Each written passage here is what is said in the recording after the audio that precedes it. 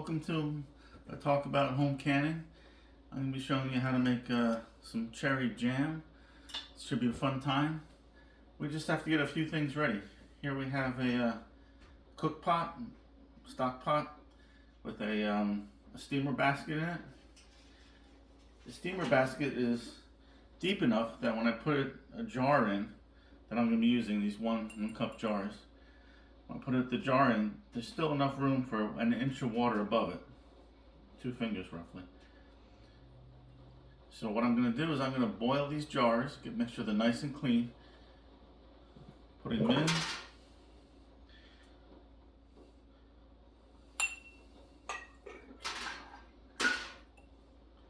And while I'm at it, those are four 1 cup jars.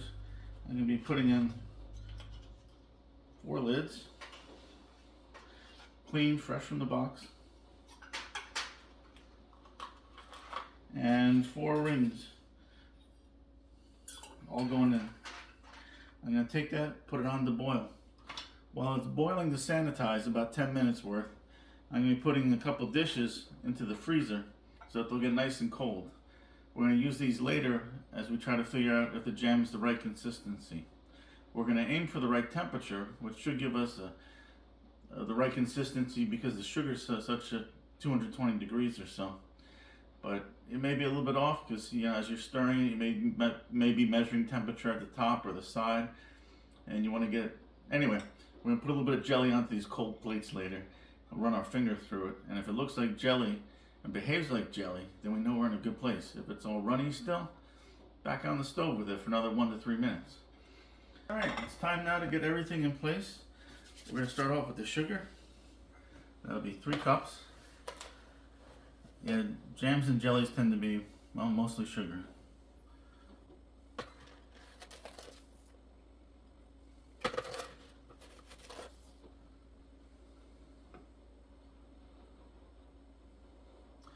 That'll be 3 cups less a 1/4 cup.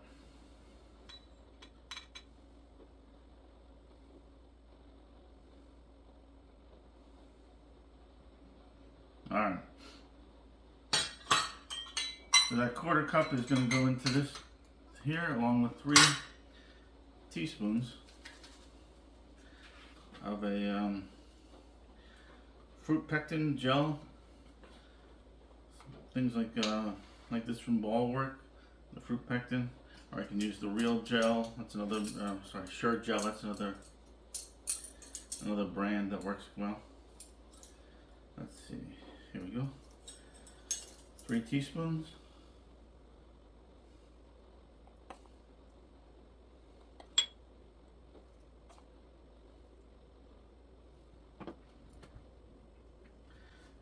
And 2 teaspoons of real lemon juice. It's the stuff in the jar or in the plastic. We use this because it has a guaranteed or specified amount of pH in it, of how sour it is, whereas an actual lemon can be a little bit on the sweet side sometimes and not work so well. So we're going to put into this one here, that's 2 teaspoons. Okay, yeah, we got that all together, and we're going to get 2 pounds of our sweet and sour cherries. It's a mix of Bing cherries and sour cherries. Time of the year that this is, of course it's going to be frozen, but on the bright side you don't have to pit them yourself. They come pre-pitted, so that makes it nice. So make sure that they're all thawed out, and we have our selection together. I'll just wait on those jars to boil and we'll be back in a few minutes. We're going to get a nice cook pot here, and we're going to put the cherries into it.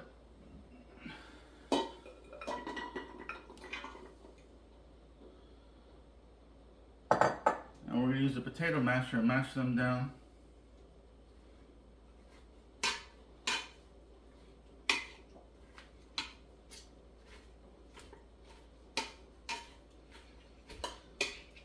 These are going to soften up really well once the heat hits them, but I just wanted to give it a good start and make sure that none of them are still frozen, which no, they're all thawed out nicely. Thank you. I'm gonna go put these on the stove along with the cherries, the lemon juice. And I'm gonna cook them medium heat about 3 minutes until they become soft. Here we got our jars boiling away, sanitizing. Still got a few minutes left to go.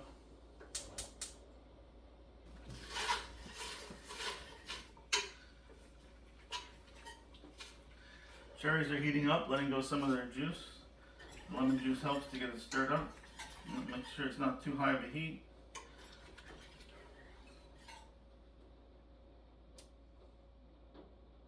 I'm using a whisk because it gets everything off the bottom and it captures the cherries if you want to, where they're still in the hard stage. Yeah, here we go. The pectin gel sugar mixture is going to go in.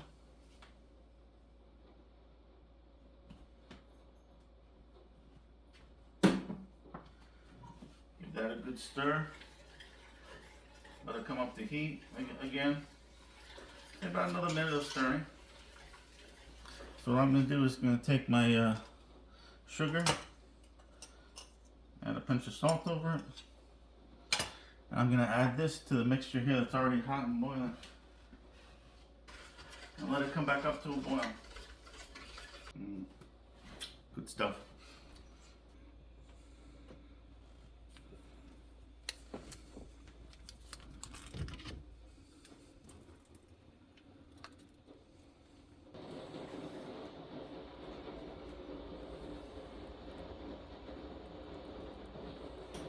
Hit that wonderful 220 mark.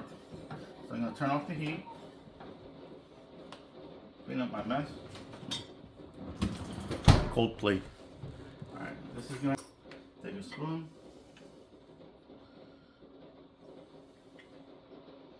put it onto the frozen plate, let it do its thing. I'm going to run my finger through it, and that behaves like jelly. We hit a good temperature. You may be wondering what you can do if you don't have any pectin or sugar gel to put in with it. A good trick, many recipe books have it, is to take a Granny Smith apple, peel it, core it, grind it up on like a cheese grater into slight small shreds, and put that in. The pectin from the apple will be enough to replace whatever sugar gel or natural pectin powder adds to it. But make sure that you do the plate test like we're going to show you later, because it's just a little bit harder to get it right when you're using a natural fruit instead of the powdered pectin. Now you may ask yourself, why is he adding lemon juice to this freshly shredded apple? Well, there is a reason. That's because it's going to help it stop from turning brown on me too quickly. And we need the lemon juice in the recipe anyway.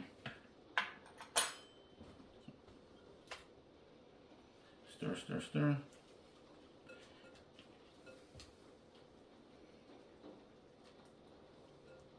And I'm back in my bowl. What I have here is a clean, fresh from the laundry linen. The closer we get to sanitizing, keeps all the germs out, the better our preservatives are going to last. It doesn't have to be quite as careful as when you're doing stuff like for brewing, but come here, you little bugger.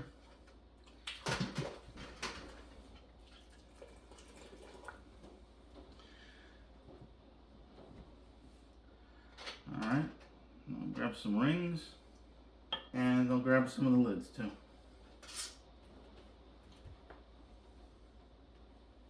Okay, now our second step is that we're going to fill up these jars to within 1/4 inch of the top. Now if you find a purpose-made funnel for doing this, then go ahead and use it. Nothing wrong with using the right size funnel. Saves on the... Try to be smart about this. Smart, you say? Why are you going to be smart? I don't know. Avoid the pain.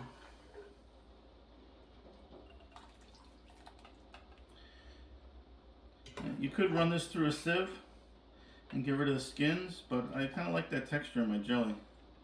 Have a little bit of chew into it.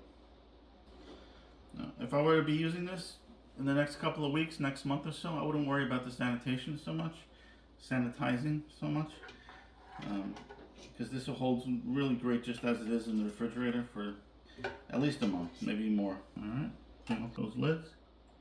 Good stuff. Any leftovers, I'm just going to put into a little bowl and use the next couple of days on my toast.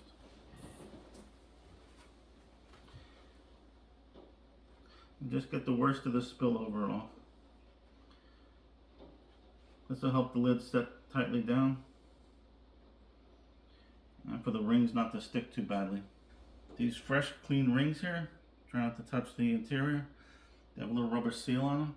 After you use them once, you should throw them away. They're not really good for second canning, and they are really cheap. Like, you know, put these on just finger tight, and not like tight, just so they stop moving with squeezing with, say, 2 fingers on them. Carefully pick them up.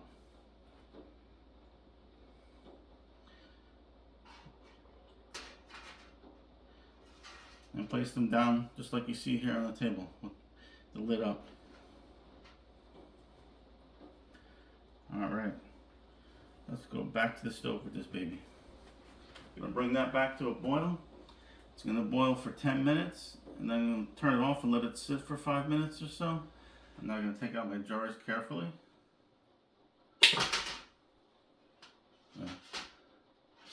I mean carefully.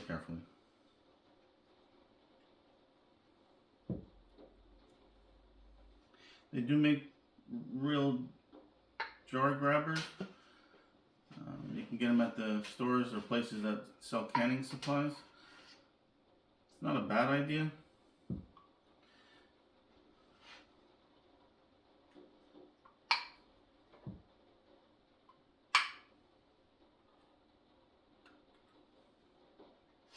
You can hear them grabbing. As they're cooling off, the pressure inside is becoming lower than the pressure outside here. So that's because these were out of boil. And that's what you're looking for, is that either they grab while they're down there or soon after you take them out. So now these screw tops don't have any further purpose. You can put them back on the shelf. But one thing that you always want to do is put down the date.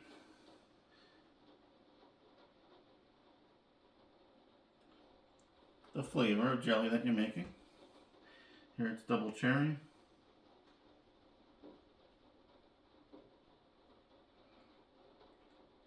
And I have a person in mind that I want to give this to. So I'm going to lift it up and pray with it. Hold it in a good space with me as I picture that person healthy, eating this jelly on their toast. Probably a good sourdough cut. Picturing them healthy and happy. Feeling that energy flowing into the jelly. It may seem silly, but you know, it's worth it. So there we made our double cherry jelly jam, because it had chunks in it. And you got to watch it from the beginning to the end. This will last at least a year. I have used some that have lasted 7 years. No change in flavors, nothing went wrong with them. When I took them off the shelf, I made sure that it passed the tap test, it didn't spring back up, and it was good to go. It tasted delicious. You are also going to make some delicious jellies and jams, so give it a try this holiday season. People love getting it. Hi, we're making strawberry jam today. Delicious stuff. You've already seen me shred up the Granny Smith apple, about 1 1/4 cups worth, and add a little bit of lemon juice to it, 3 tablespoons. And it did stay pretty green, white. I'll put that in the pot. I'm going to add 3 pounds of strawberries with the stems, the leaves, everything removed. Again, because it's not strawberry season, these came from the grocery store. And they taste just as good. I snuck one earlier. Nice and sweet with just a little bit of sourness to it, which is a good thing. It's what you want. Our next step is going to be putting our jars into this water that just came off the boil. Along the 4 lids, 4 jars, 4 lids.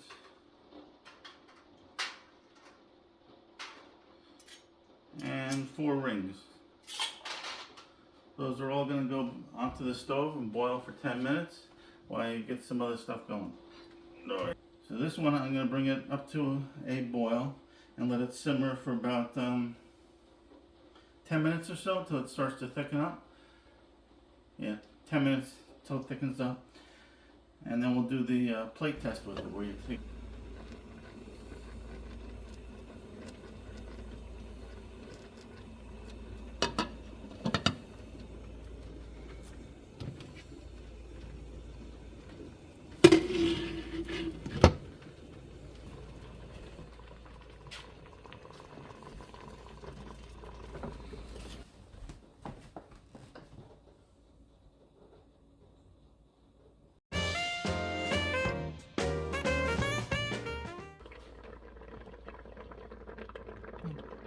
One of the variables you cannot account for is the amount of moisture that you have in your strawberries and your apple.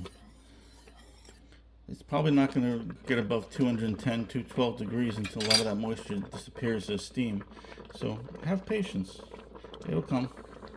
Turn off the heat. It's probably not going to work, but let's just give it a test. Cold plate from the freezer.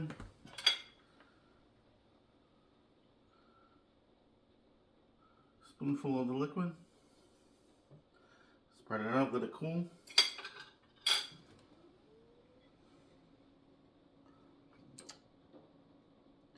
Nope, it's still running. Even though it makes this, well, it's good.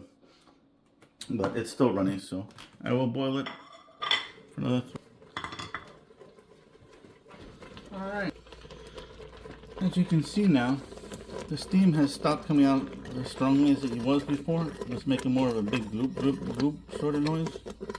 This temperature is starting to rise above 210 now. It's at 214. So we're getting close to that jelly temperature. Okay, it's time for another plate test. Get that cold plate out.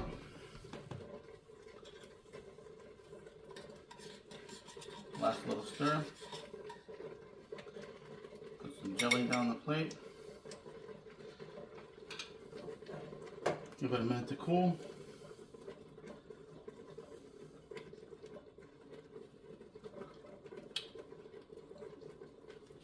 Pretty well jellified?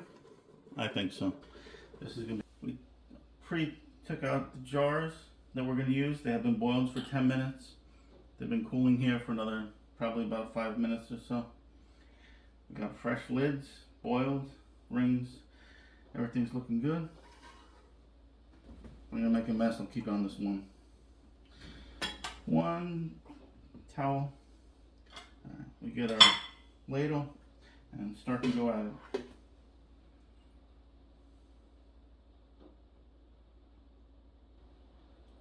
Seems like those 3 pounds of strawberries were quite a bit of moisture in them. I think I might only get 3 jars out of it. Not to worry, 3 jars is plenty. Add that.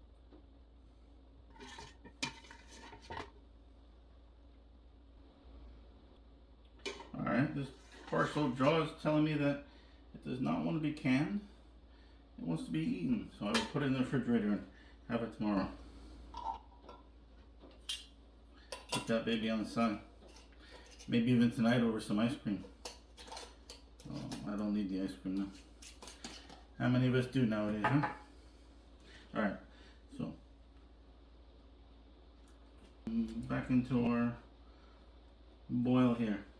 So I'm going to boil those for 10 minutes with 1 inch of water covering them. And then I'm going to take them out and make sure that the lids settle down to make that popping noise as they kind of depress and get pulled in from the pressure change. Wonderful little jellies. I'll make sure that I mark them, date them, and say a little prayer for when I decide who I'm going to give them to. Pack them full of energy and flavor.